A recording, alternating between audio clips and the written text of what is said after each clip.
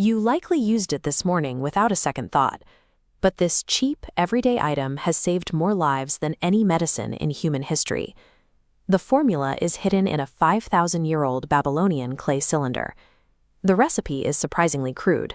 Just boil animal fat and mix it with wood ash. That is the original formula for soap. For thousands of years we possessed this formula, yet the man who finally proved its life-saving power was ignored. His colleagues mocked him, drove him out of medicine, and he died in a mental asylum. Humanity had the formula for a powerful disinfectant for 5,000 years. We must explore why we spent most of that time viewing it as an industrial chemical or a luxury, missing the one application that would have prevented millions of deaths. When those ancient Babylonians combined fat and ash, they triggered a chemical reaction called saponification, which creates a substance that grabs onto grease and pulls it away. But they weren't washing their hands. They used this newly invented soap purely as an industrial tool to clean wool and cotton for the textile industry. This is the Ebers Papyrus, an ancient medical document written in black and red hieratic script. It shows that by 1500 BC, the Egyptians were mixing animal and vegetable oils with alkaline salts. They applied this paste to treat skin diseases, and their embalmers trusted it to preserve the dead during mummification. The Romans initially treated soap as a prescription ointment for ailments. Once they realized they could wash with it, they scaled it up.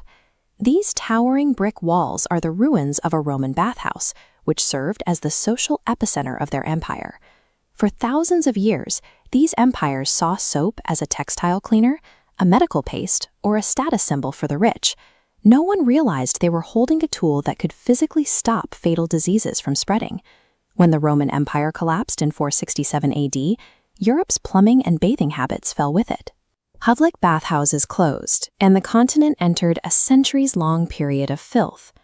By abandoning that daily hygiene routine, Europe left itself defenseless when the bubonic plague arrived in the 14th century.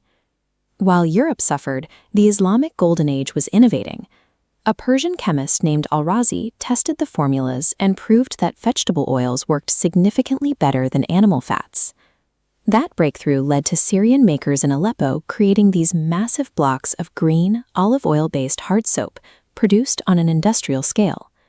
European crusaders eventually encountered this solid soap during their campaigns and established trade routes to import it. The shift from a mushy paste to a solid bar meant the soap could be cut, stamped, stacked on shelves, and shipped across oceans.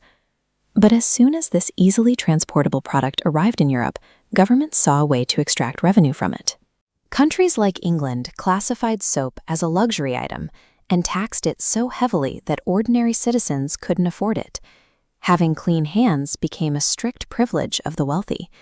Humanity had engineered an effective, transportable tool for cleanliness, yet institutional tax policies restricted its access, leaving the majority of the population without the means to practice the daily hygiene that would eventually be proven to stop disease.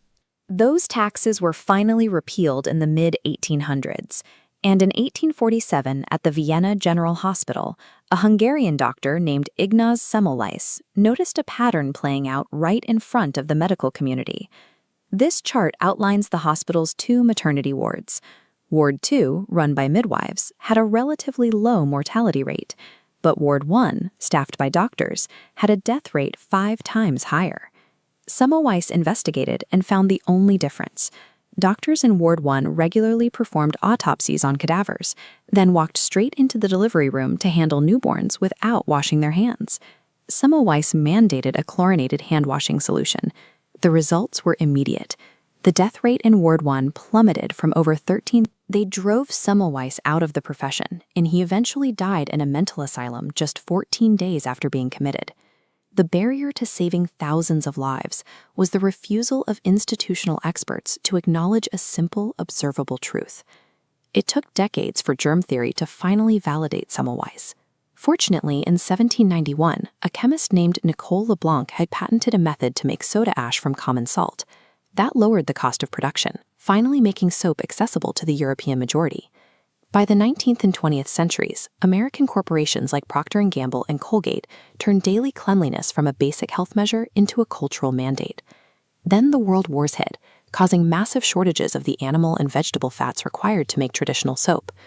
Chemists scrambled for alternatives, ultimately synthesizing new chemical compounds that mimicked soap's cleaning properties, creating the first modern detergents. That history leaves us with a strange reality today. Almost every bar in your shower or liquid pump by your sink is technically a synthetic detergent. True soap, made from fat and lye the way the Babylonians did it, is now entirely relegated to specialty artisan shops. In March 2020, as a global pandemic shut down the world, people looked for ways to protect themselves.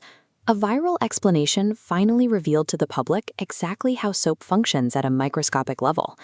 This diagram shows the structure of a virus like COVID-19.